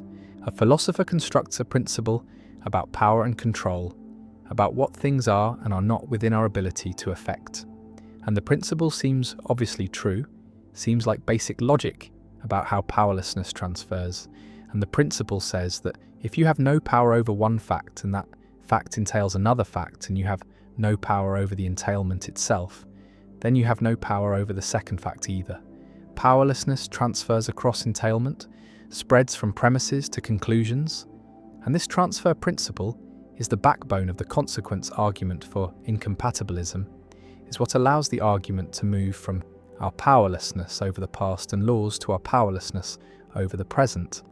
And yet, compatibilists deny this principle, argue that it is false, that powerlessness does not always transfer, that you can have power over a fact even when that fact is entailed by facts you have no power over.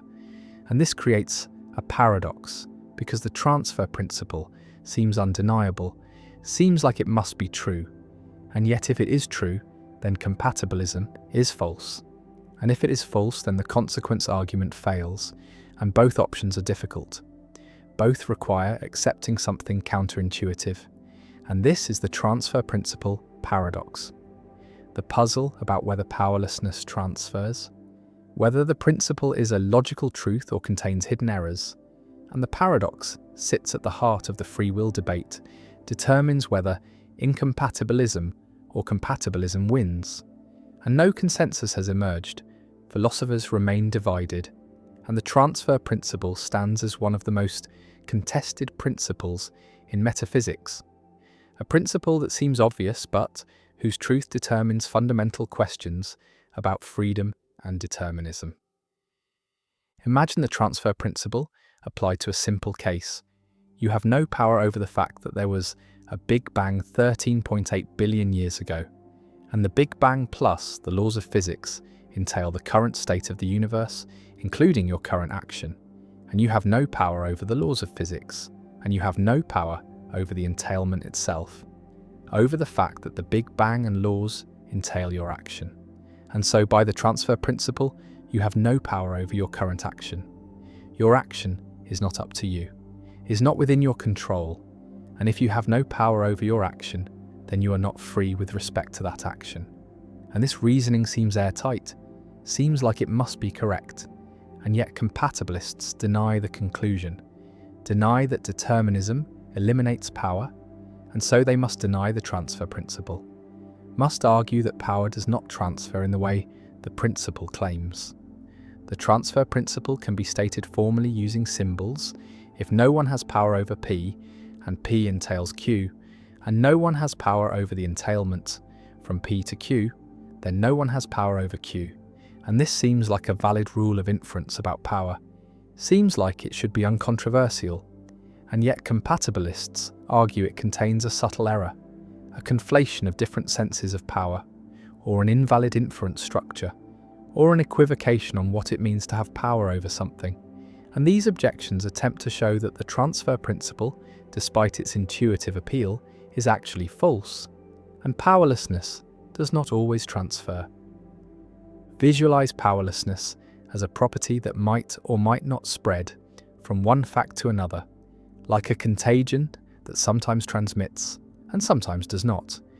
And the transfer principle says the contagion always spreads across entailment, always passes from premises to conclusions. But compatibilists say transmission is blocked under certain conditions, say that the link between premises and conclusions does not preserve powerlessness in the way incompatibilists claim. And this disagreement is fundamental, shapes the entire free will debate, determines which arguments succeed and which fail. One compatibilist response to the transfer principle distinguishes between two kinds of power: the power to make something the case and the power to have made something the case, and argues that the transfer principle conflates these, that while you lack the power to have made the past different, you do have the power to make the present what it is, and the presence being entailed by the past does not eliminate your power over the present, does not make your action not up to you, and the transfer principle fails because it moves illegitimately from past-directed power to present-directed power, treats them as the same when they are different. And once the distinction is recognized, the principle's apparent validity disappears. Another compatibilist response argues that the transfer principle uses the wrong notion of power, defines power in terms of ability to falsify facts, ability to make false things that are true. And this notion of power is inappropriate. is not what matters for freedom, and the right notion of power is counterfactual power. Power such that, if you had chosen differently, then different things would have happened. And counterfactual power is not governed by the transfer principle, does not transfer from premises to conclusions in the way the principle claims. And so the principle fails as a constraint on freedom, fails to show that determinism eliminates the kind of power needed for responsibility. A third compatibilist response accepts the transfer principle for some inferences but denies it for others, argues that the principle is valid in some contexts but invalid in others, and the contexts where it fails are precisely the contexts involving agency and choice, contexts where the agent is part of the causal chain between past and present, and in these contexts the agent's involvement blocks transfer, prevents powerlessness from spreading from past to present, and the transfer principle is not a universal logical truth, but a context-sensitive inference rule that admits exceptions. Incompatibilists defend the transfer principle, argue that compatibilist objections are sophistical, involve verbal tricks and redefinitions that obscure the real issue, and the transfer principle is valid, is a genuine constraint on power. And if you have no power over the past and laws, then you have no power over anything entailed by them. And this includes your present actions. And so determinism eliminates power, eliminates control, and compatibilism is false. And the transfer principle stands as a cornerstone of incompatibilist arguments, a principle that compatibilists cannot successfully reject without abandoning common sense about how powerlessness works. The debate over the transfer principle has generated enormous technical literature, philosophers constructing formal versions of the principle in modal logic, testing it against various cases, proposing refinements and modifications, and no consensus has emerged, and the debate reveals deep disagreements about the nature of power, about what it means to have something be up to you, about whether power is a metaphysical notion or an epistemic notion. And these disagreements shape views about free will, about whether compatibilism or incompatibilism is correct. The transfer principle also connects to debates about counterfactuals, about what would have happened if things had been different, because compatibilists often appeal to counterfactuals to explain power, say that you have power over your action because if you'd chosen differently, you would have acted differently. And incompatibilists respond that these counterfactuals do not show genuine power. Because the antecedent is impossible given determinism, you could not have chosen differently given the past and laws, and so the counterfactuals are vacuous, and compatibilist power is illusory, and the transfer principle makes this explicit, shows that compatibilist power is not real power because it is entailed by facts you have no power over. The principle stands at the centre of the free will debate, determines whether the consequence argument succeeds, whether incompatibilism is established, whether determinism is compatible with freedom, and both sides have powerful arguments. Both can make their case seem compelling, and the stalemate persists, and perhaps this reflects something deep. Perhaps the transfer principle is one of those principles where our intuitions are divided, where different ways of thinking about power lead to different judgments, and no argument can establish the principle or refute it definitively, and we are left with competing perspectives, incompatibilist and compatibilist, each coherent internally, each unsatisfying to those who adopt the other, and the transfer principle paradox endures, a principle that seems both obviously true and demonstrably false, depending on how you think about power and control. And the paradox remains unresolved, remains central to debates about free will, and powerlessness spreads or does not spread, transfers or is blocked, and which answer is correct determines whether we are free, and the transfer principle stands, controversial and crucial, a principle whose truth or falsity shapes fundamental metaphysical questions about agency and determinism. Arrow's impossibility. Theorem why perfect democracy cannot exist. A political philosopher sits down to design the ideal voting system, the perfect way to aggregate individual preferences into collective decisions, and the goal is to create a method that is fair, that respects everyone's views, that produces coherent results. And the philosopher lists the properties that any good voting system should have. First, the system should satisfy unanimity. If everyone prefers option A to option B, then the group should prefer A to B. This seems minimal, seems obviously required. Second, the system should be non-dictatorial. No single person should determine the outcome regardless of what others want. Democracy requires that everyone's preferences count.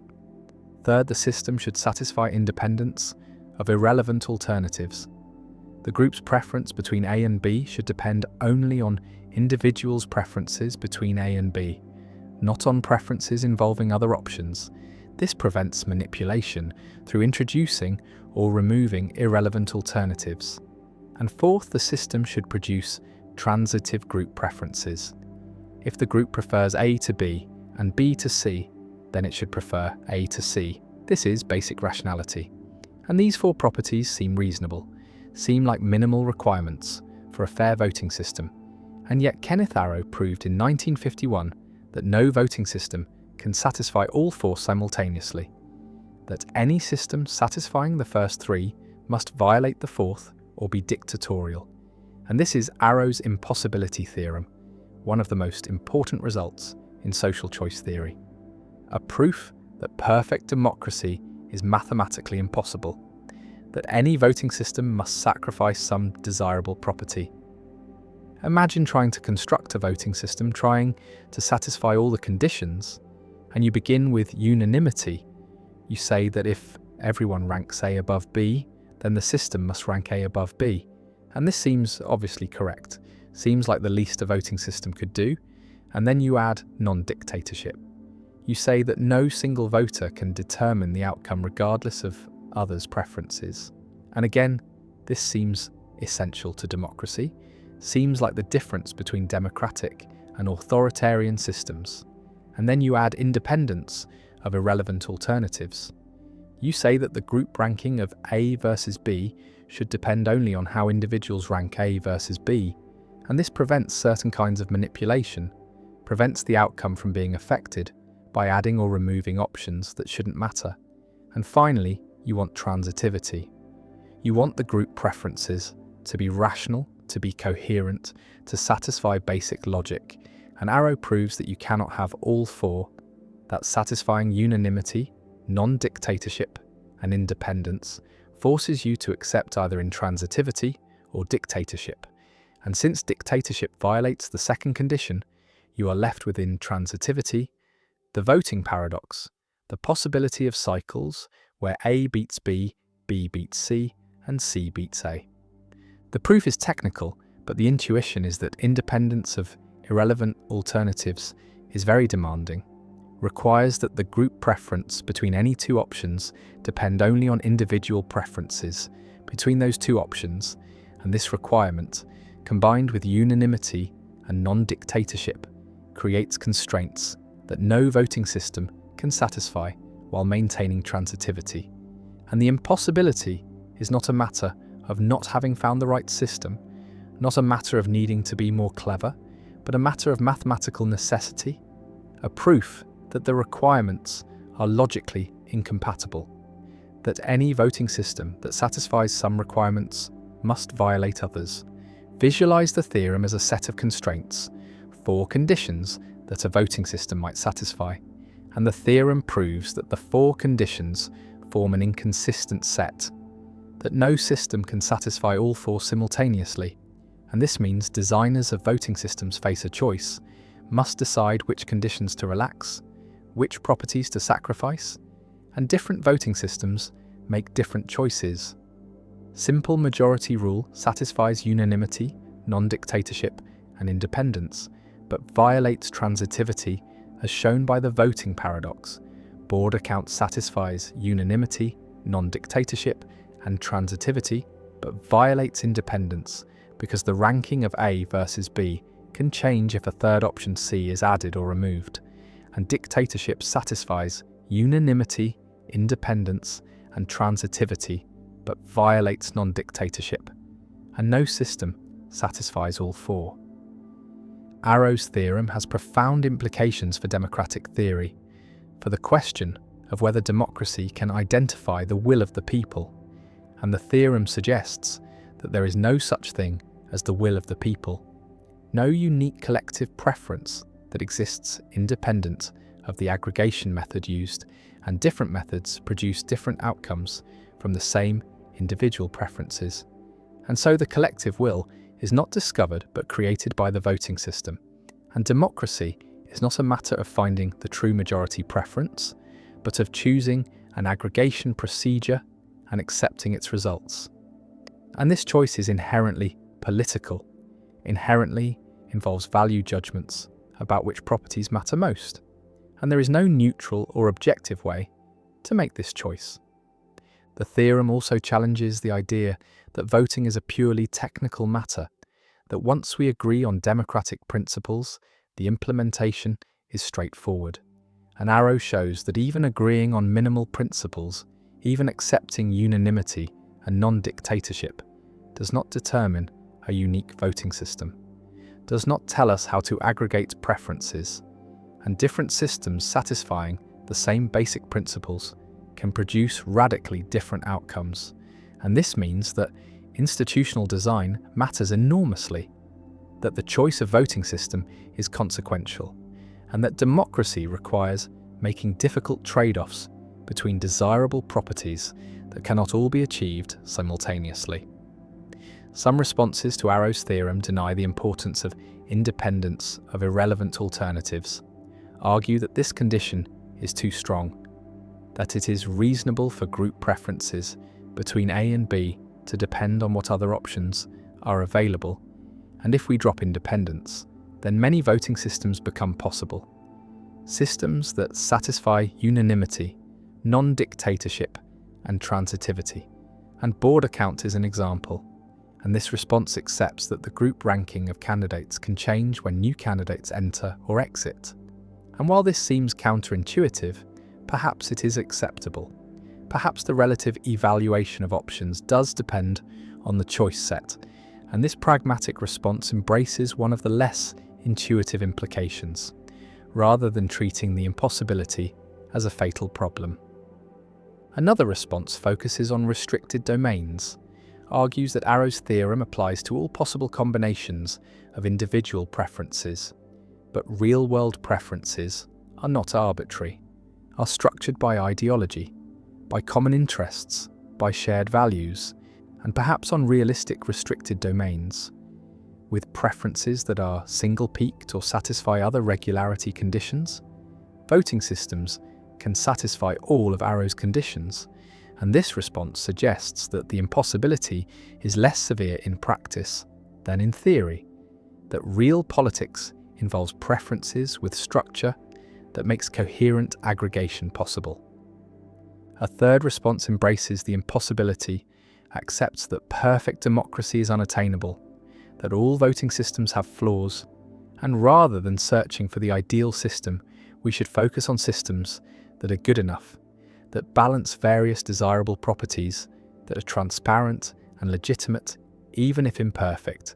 And this response treats Arrow's theorem as a reality check, as a reminder that utopian political designs are impossible, that democracy is inherently messy and requires constant adjustment and compromise, and that the legitimacy of democratic systems comes not from their perfection, but from their procedures, from the fact that everyone has voice even if no one gets exactly what they want. The philosopher sits with a list of properties, recognizing that they cannot all be satisfied, that the perfect voting system does not exist, and the quest for ideal democracy confronts mathematical impossibility, confronts Arrow's proof that the properties we want cannot be combined, and the theorem stands, a monument to the limits of democratic design, a proof that politics is not a technical problem with technical solutions, but a domain where trade-offs are inevitable, where values conflict, where no system satisfies everyone's ideals, and Arrow's impossibility theorem remains one of the most important results in social science. A demonstration that even the most basic intuitions about fair voting are mutually incompatible, that democracy requires accepting imperfection, and that the design of institutions is a matter of choosing which imperfections to tolerate, which values to prioritize, and which trade-offs to make. And the impossibility endures, shaping debates about electoral systems, challenging naive faith in majority rule, and reminding us that perfect democracy is not just difficult, but impossible. Not just beyond current reach, but beyond any reach, mathematically proven to be unattainable. And the theorem persists as a permanent limitation on political possibility, a proof that we must live with flawed systems because perfect ones cannot exist. The voting paradox: when adding voters changes winners impossibly. An election occurs, 3 candidates compete, and voters rank the candidates according to their preferences, and the votes are counted, and candidate A wins, receives the most support, is the clear winner. And then more voters arrive, more ballots are cast, and these new voters all rank candidate A first, all prefer A to the other candidates, all support the winner, and the votes are recounted with the additional ballots, and candidate A loses, is no longer the winner, is defeated by candidate B or C. And this seems impossible, seems to violate basic logic, seems to contradict the meaning of support. Because how can receiving additional support cause a candidate to lose? How can gaining voters result in defeat? And yet this can happen under certain voting systems, under rank choice or instant runoff systems, where voters rank candidates and losers are eliminated in rounds. And the elimination order can change when new voters are added, can cause candidates who would have been eliminated early to survive, and candidates who would have won to be eliminated. And this is the voting paradox, the demonstration that voting systems can produce inconsistent results, can violate monotonicity, can make winners lose when they gain support. And the paradox reveals that translating individual preferences into collective choices is more complex than it seems, that no voting system is perfect, that all systems have problematic properties. And the voting paradox is one of many paradoxes that arise in social choice theory, in the study of how groups make decisions, and these paradoxes show that democratic decision-making faces inherent difficulties, faces impossibilities proven by mathematical theorems. And the voting paradox remains a challenge for democratic theory, forces recognition that institutional design matters, that different voting systems produce different outcomes from the same preferences, and that choosing a voting system requires trade-offs, requires accepting some problems to avoid others. Imagine a specific example with instant runoff voting. 3 candidates A, B, C, and initially 5 voters with preferences. 2 voters prefer A, then B, then C. 2 voters prefer B, then C, then A. And 1 voter prefers C, then B, then A. And in the first round, A receives 2 first-place votes. B receives 2, C receives 1, so C is eliminated for having the fewest, and C's vote transfers to B, and B wins with 3 votes to A's 2. And now suppose 2 additional voters arrive, both ranking A first, ranking A, then C, then B, and now there are 7 voters. 4 prefer A first, and in the first round A receives 4 first-place votes. B receives 2, C receives 1, so C is eliminated again, and C's vote plus the 2 new votes that ranked C second all transfer to B. Wait, let me recalculate. The 2 new voters ranked C second, so their votes would transfer to C if A were eliminated, but A has most first-place votes, so instead B is eliminated for having fewest, and B's votes transfer based on second preferences. The original 2 B voters had C second, so those transfer to C, and now C has 3 votes to A's 4. And A wins, so actually this example shows A winning both times. Let me construct a different example. Consider instead 3 candidates and a scenario where initial votes create a situation where candidate B wins after C is eliminated and C's supporters transfer to B. But when new voters arrive supporting A, this changes the elimination order such that B is eliminated first, and B's supporters transfer to C, and C wins, defeating A despite A gaining support. And constructing specific examples requires careful attention to transfer patterns, to how second and third preferences interact with elimination orders. And the paradox is real, has been documented, has been proven possible under instant runoff and other systems. And the mathematical possibility demonstrates that monotonicity, the principle that gaining support cannot hurt a candidate, is not guaranteed by all voting systems, is violated by some systems, and this violation is paradoxical, is counterintuitive, seems to violate the meaning of winning. The voting paradox connects to Arrow's impossibility theorem, which proves that no voting system can simultaneously satisfy a set of seemingly reasonable criteria, including monotonicity, independence of irrelevant alternatives, Pareto efficiency, and non-dictatorship, and the voting paradox is one manifestation of this impossibility, is one way that voting systems fail to satisfy all desirable properties. And Arrow's theorem shows that the paradox is not a defect of particular voting systems, but is an inherent feature of aggregating preferences. It is an unavoidable trade-off, and different voting systems make different trade-offs, prioritize different properties, and the paradox shows that monotonicity is one property that some systems sacrifice. And choosing a voting system requires deciding which properties are most important, which failures are most acceptable. Visualize the voting paradox as revealing path dependence, where the outcome depends not just on preferences but on the order in which candidates are eliminated, on the sequence of decisions, and adding voters changes. This sequence changes which candidates survive to later rounds. And this path dependence creates opportunities for paradoxes, creates situations where gaining support can hurt because it changes the path, changes who is eliminated when. And this shows that voting outcomes are not simply determined by preferences, but are mediated by procedures, by the specific rules used to aggregate preferences, and different rules produce different outcomes. One response to the voting paradox is to abandon instant runoff voting, to use systems that do not exhibit non-monotonicity and plurality voting, where the candidate with most first-place votes wins without elimination rounds, satisfies monotonicity. Gaining votes always helps under plurality, but plurality has other problems, has spoiler effects, can elect candidates opposed by majorities, and so while plurality avoids the voting paradox, it faces different paradoxes, different failures, and no system is paradox-free, and the choice is between different sets of problems. Another response is to accept that monotonicity, violations are rare, are unlikely in practice, require specific configurations of preferences, and while the voting paradox is possible, it is improbable, and instant runoff voting performs well on average.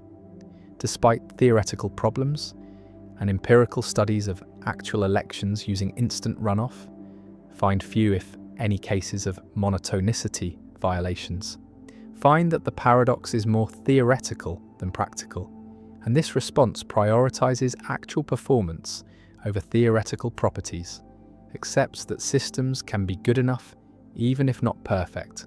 An instant runoff may be good enough despite the voting paradox. A third response develops approval voting or score voting systems, where voters can express intensity of preference, can give multiple candidates approval, or give candidates numerical scores.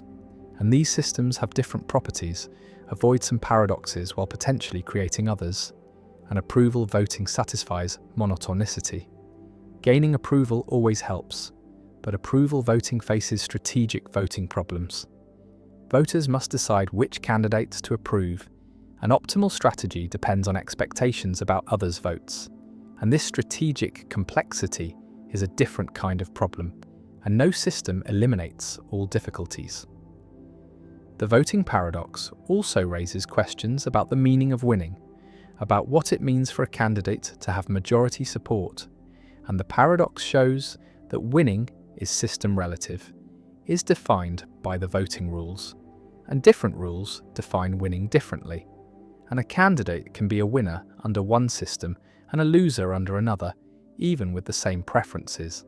And this challenges the idea that elections reveal a determinate will of the people, suggests that collective will is constructed by voting procedures rather than simply discovered, and different procedures construct different collective wills. And this has implications for democratic legitimacy, for understanding what elections achieve, and some argue that the paradox undermines electoral legitimacy, shows that election outcomes are arbitrary, are dependent on rules rather than reflecting genuine popular preferences, while others argue that the paradox shows only that rule choice matters, that democracy requires choosing rules wisely, but that elections can still be legitimate, even if different rules would produce different outcomes. The election is held, votes are counted, and candidate A wins, and more votes arrive supporting A, and votes are recounted, and A loses, and the paradox emerges, impossible but real, proven but counterintuitive, and the voting paradox stands as one of many paradoxes.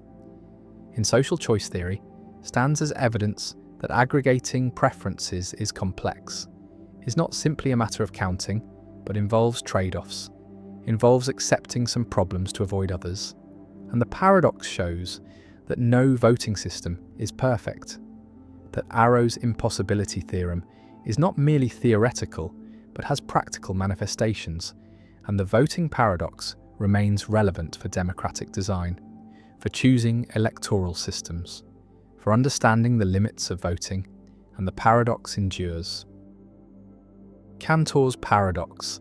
Georg Cantor, the mathematician who revolutionized our understanding of infinity by developing set theory and demonstrating that infinite sets come in different sizes, encountered a paradox that threatened the foundations of his own creation.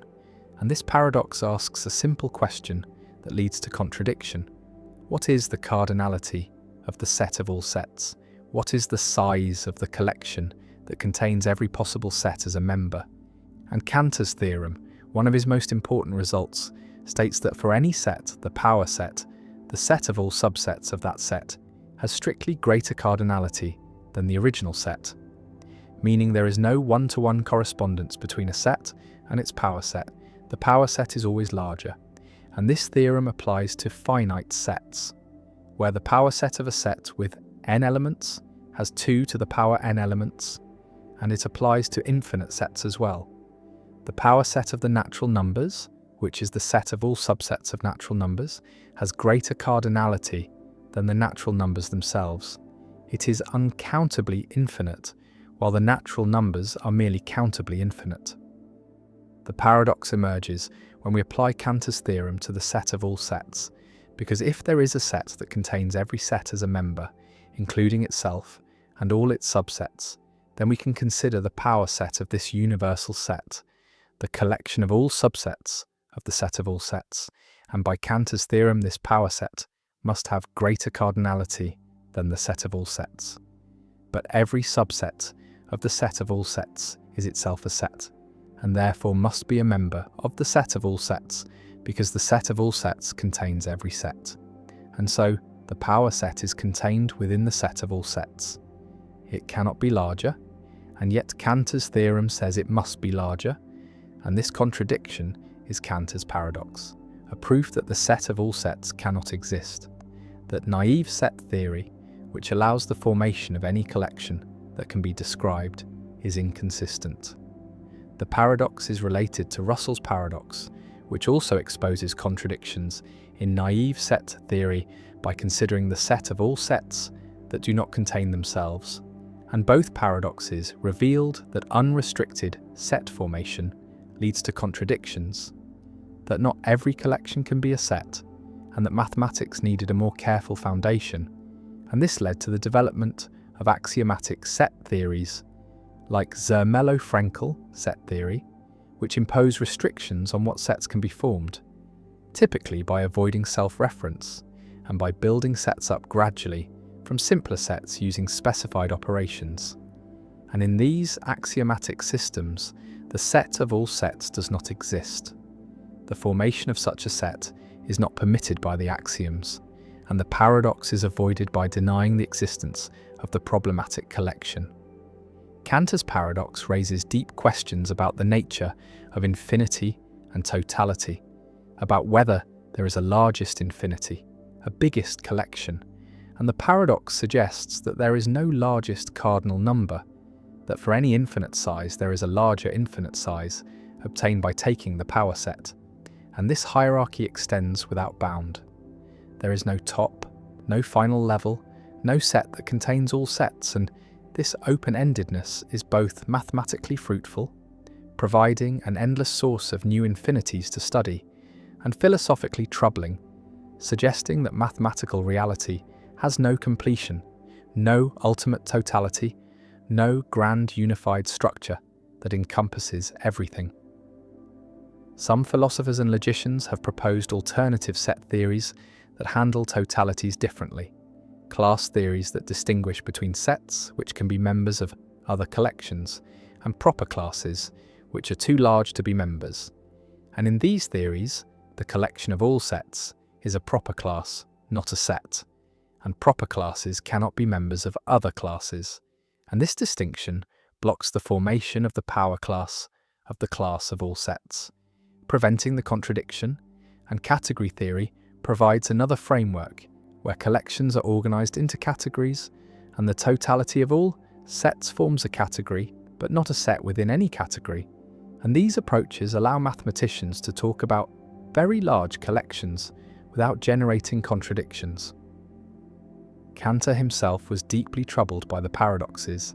He recognized that his set theory, which had seemed so clear and powerful, contained internal tensions, and he distinguished between consistent and inconsistent multiplicities, between collections that can coherently be treated as completed totalities and collections that resist such treatment.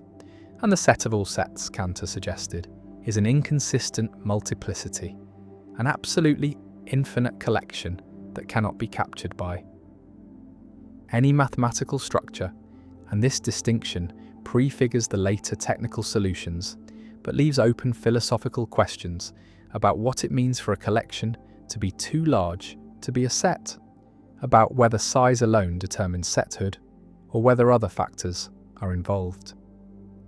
The paradox also connects to issues in the philosophy of mathematics about the existence and reality of mathematical objects. Because if the set of all sets cannot exist, if forming such a collection leads to contradiction, then what does this say about mathematical existence? Is existence in mathematics constrained by consistency, such that only consistent collections exist? Or is there some Platonic realm of mathematical objects that includes inconsistent or impossible collections? And if the former, then mathematics is more restrictive than it might have seemed. Not every describable collection corresponds to a real mathematical object. And if the latter, then mathematics must find ways to avoid reasoning about impossible objects, must develop formal systems that do not permit the formation of contradictory sets, even if such sets in some sense exist beyond the formal systems. Cantor's paradox remains central to the foundations of mathematics. It is one of the key examples that motivated the development of rigorous axiomatic set theory. It illustrates the dangers of unrestricted comprehension, the principle that any property defines a set, and it shows that even the most basic concepts, like the concept of a set or the concept of all, require careful handling to avoid contradiction. And the paradox endures as a reminder that infinity is subtle, that totality is elusive, that the attempt to capture everything in a single structure leads to collapse, and that mathematics must proceed carefully, must impose restrictions, must accept that not everything that can be described can be mathematically realized, and the set of all sets sits in liminal space, neither existing nor not existing, describable but not constructible, thinkable but not formalizable. And the paradox persists, a boundary marker that shows where set theory ends, where the axioms say no more, where the attempt to go beyond breaks down into contradiction. And Kantor's vision of a hierarchy of infinities, beautiful and profound, remains intact. But the pinnacle is missing.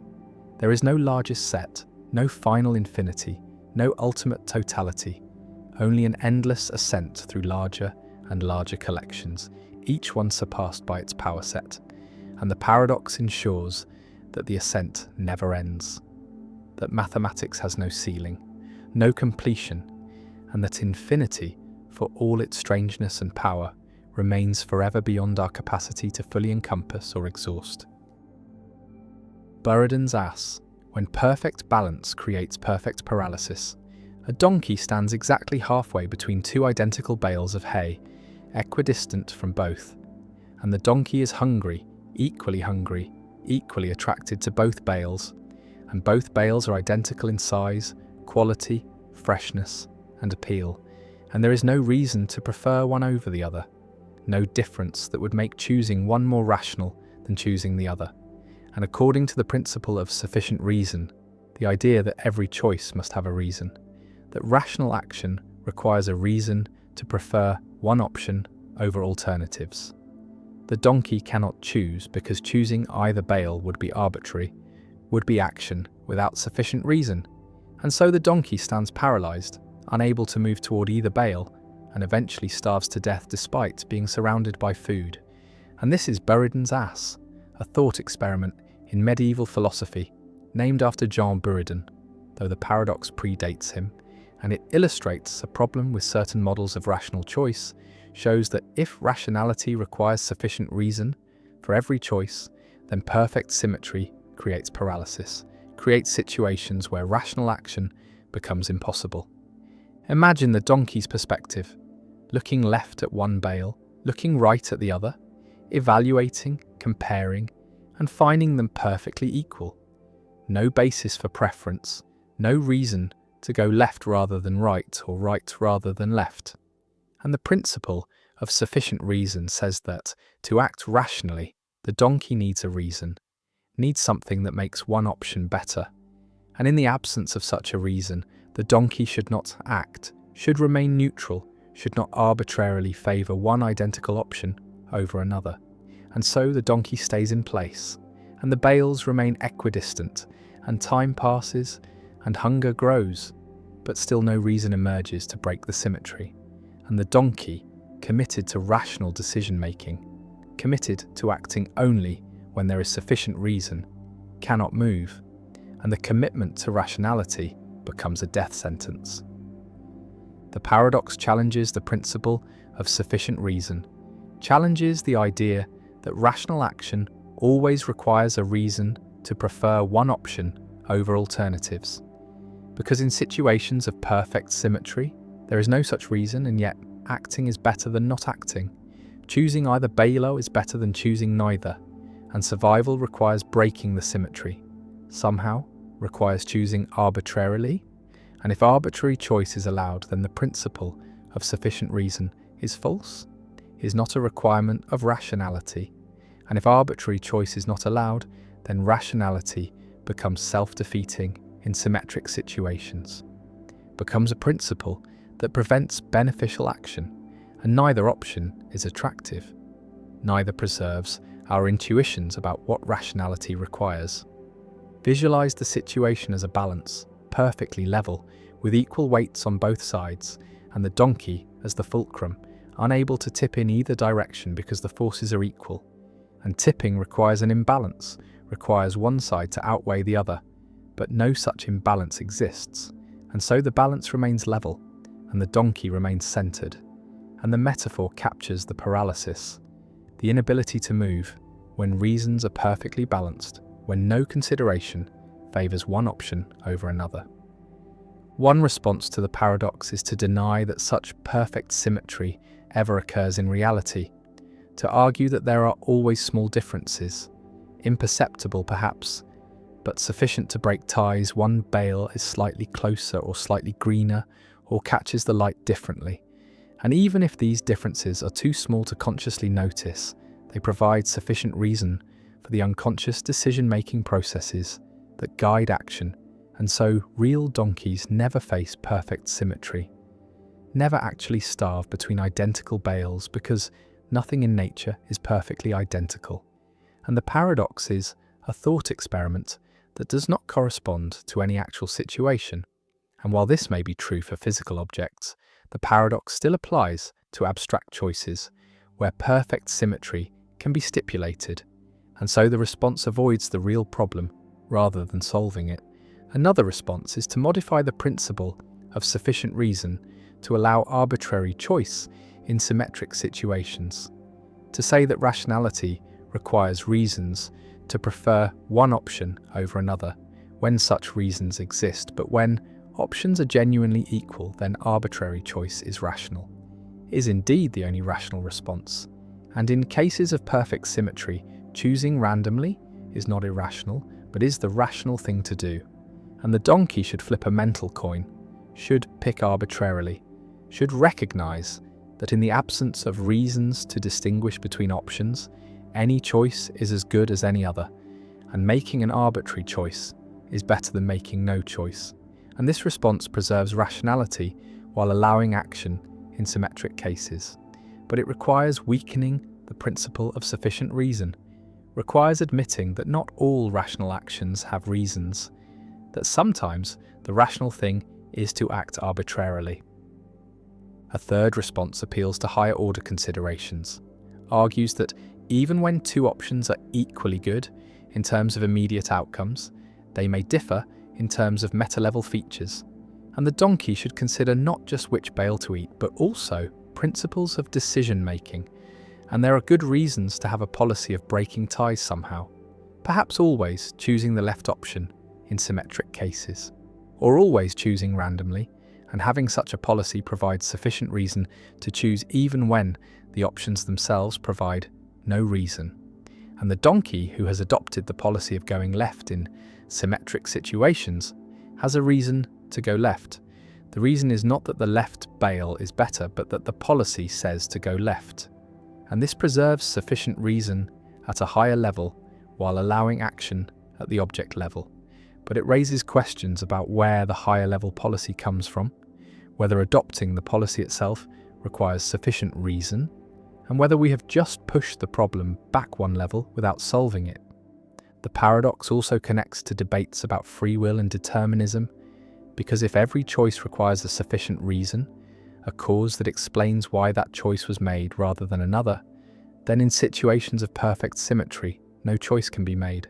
And yet humans and animals do make choices in such situations, do break ties, and this suggests that not all choices are determined by reasons, that there is some indeterminacy, some capacity for arbitrary choice, and libertarians about free will embrace this, argue that free will requires the ability to choose without sufficient determining reasons, requires that agents can tip the balance even when reasons are equal, but compatibilists and determinists argue that apparent symmetry is always broken by hidden factors, by unconscious preferences or random neural fluctuations, and what looks like arbitrary choice is actually determined by factors we do not consciously access.